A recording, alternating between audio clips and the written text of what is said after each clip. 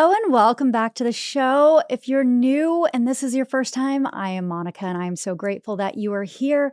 And for those of you who are returning, thank you so much for showing up both for yourself and for me today to hear this hopefully very instilling message. So, I actually was just on a walk with my dog Gatsby. And while we were walking, I was thinking about what was the pivotal moment in my career that took me from basically 0 to catapult me into what I felt like was success? And I made a note about it in my phone so I didn't forget to come on here and record this episode. And basically, what I wrote down is aligned action in the micro to get to the macro. So, what does that mean? Now that I've built my second business, Unewel, my wellness company that I've shared with you guys, I realized that the foundation of this and my strategy is completely different from how I built Monica Freeman Studios, my creative agency. And that's because my creative agency was built from masculine energy and just like straight out of the gate, let's go. Whereas my wellness company was built more intentionally from purpose and serving and living in alignment with myself.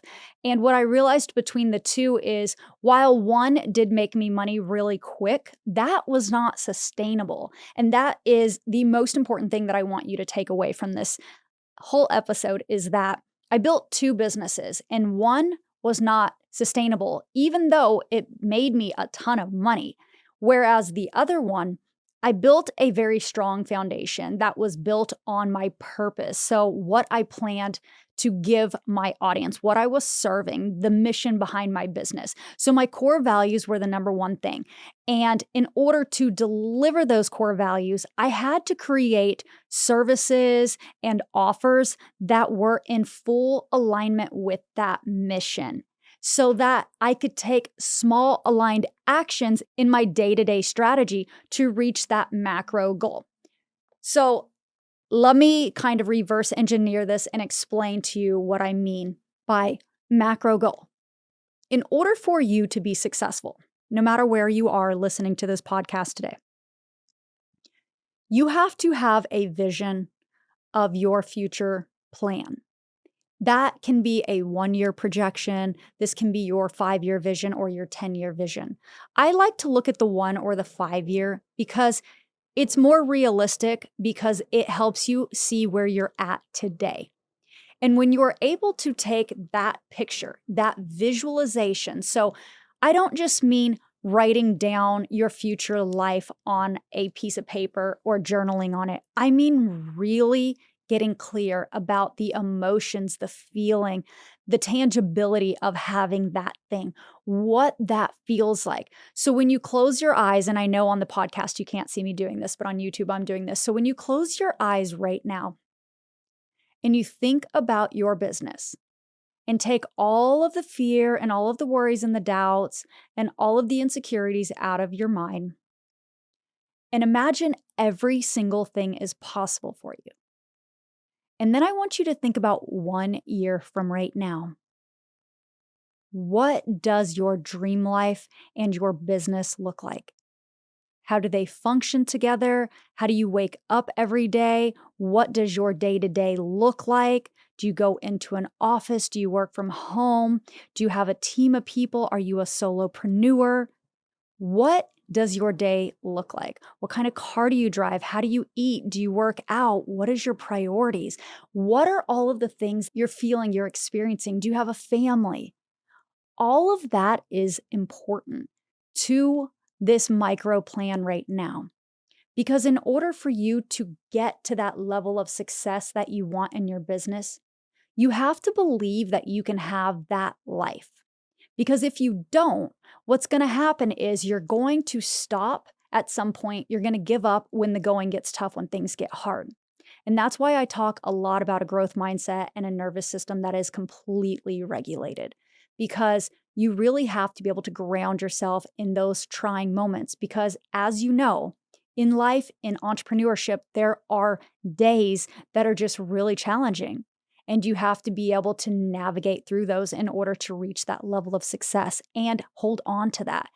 So I want you to get very clear about that vision for your future. And when you have that vision, I want you to look at that picture.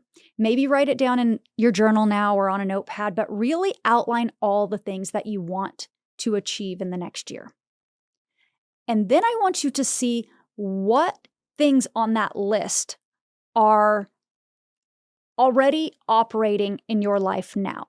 So, for instance, if all the things on your list are not even embodiments of how you're operating now, then we have to start there. And that means if you write, I want to make $1 million, I want to buy my dream home, I want to change my wardrobe, I want to buy a new car, I want to meet the love of my life, I want to have more days off so I can spend time with my family, I want to travel more.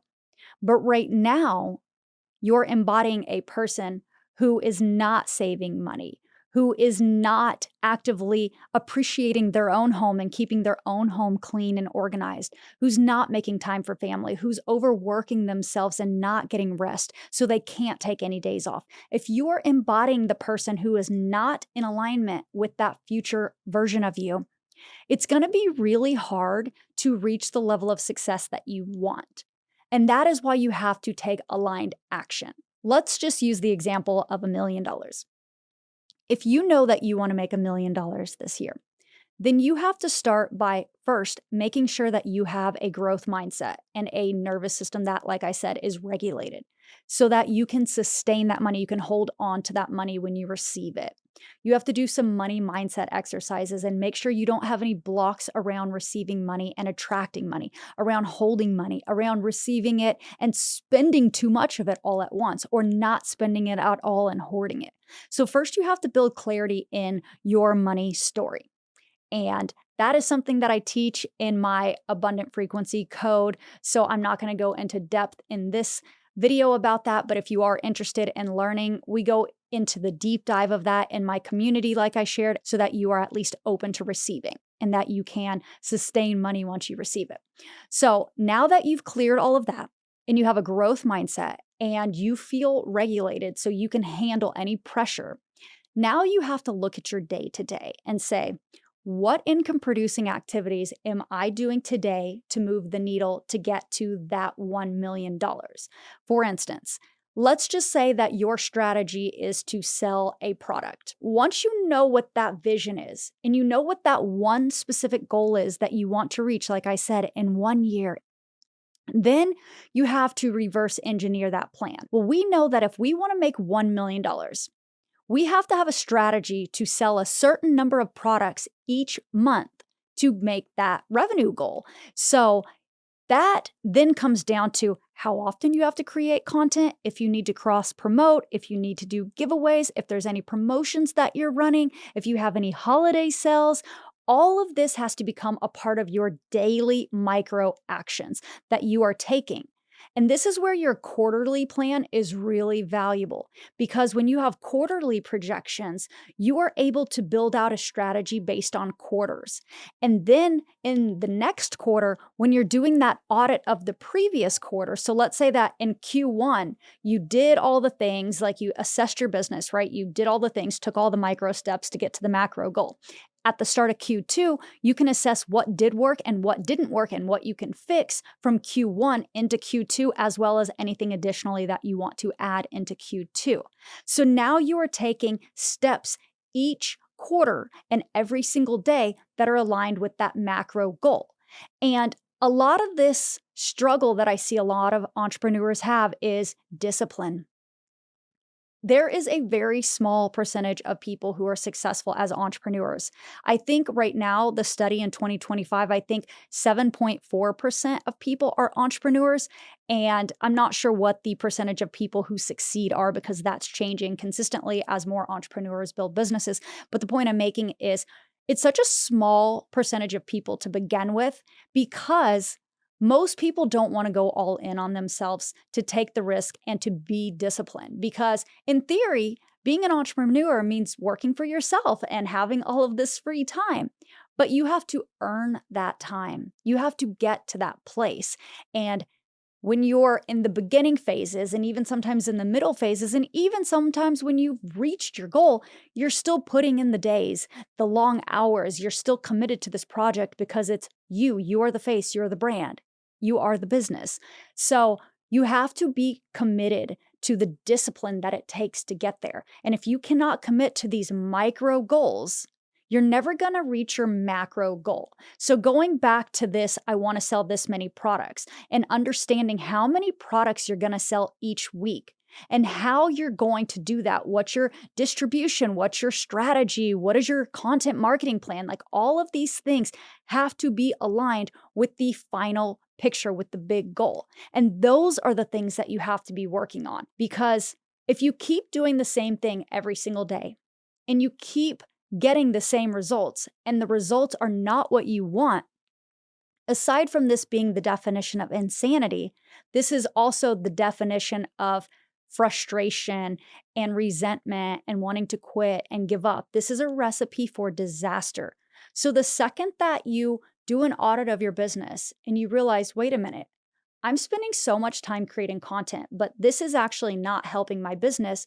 Well, then you need to think about how you can create more content in less time and spend more time on energy that is spent on income producing activities. So, when you are thinking about your strategy and you're thinking about your business and you're considering why something is or isn't working, and you can't figure out why this thing isn't working, I want you to look at what is working. And if that is working, that is something that you need to double down on. And the thing that's not working, maybe you need to replicate the thing that is working. So, how are you showing up in the thing that's working? How are you performing? What are you doing differently there? What kind of energy are you giving to that thing that you're not giving to this other thing? And I've shared this before, but if something is completely leaking your energy, and it is something that feels misaligned and you do not enjoy doing it, then you have to either offload that to somebody else, like a third party, delegate it to somebody in your company, or get rid of it altogether. Or if you have the option of automating it, automate it, obviously. But you can't move the needle in your business if you're not taking the individual micro goals seriously. The intention behind this episode was I really wanted you to take the time to visualize what the future of your business looks like, to experience the emotions, to write it down, to see where you might not be in alignment right now so that you can start taking action and embody the characteristics of that future version of yourself. So the version of you that has the $1 million is probably waking up early, is probably being consistent every single day, is showing up, is thinking like a boss and a CEO. And that does not mean hypermasculine energy. That means authoritative, making decisions, being on top of things. They're not oversleeping, hitting their snooze button, staying up way too late when they have early meetings, canceling. They are showing up for themselves with the energy that they want to have in the future version of their life. So today, I want you to do an audit of your business. I know I say this all the time, but honestly, when you start looking internally and you start assessing what you're doing, you can see the little holes in your business.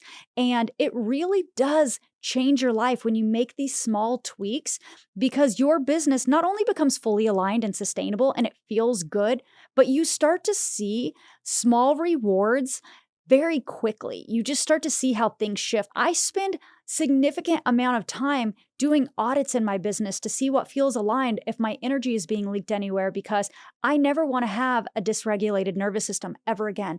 I never want to have too high of masculine energy where it's really causing me resistance in what I'm doing. And I never want to show up inauthentically. I want to build a business from a place of peace and abundance. And that's essentially what I want to inspire you to do. So take what you need from this podcast episode and definitely apply it to your business. I love you so very much. And thank you for tuning into this episode.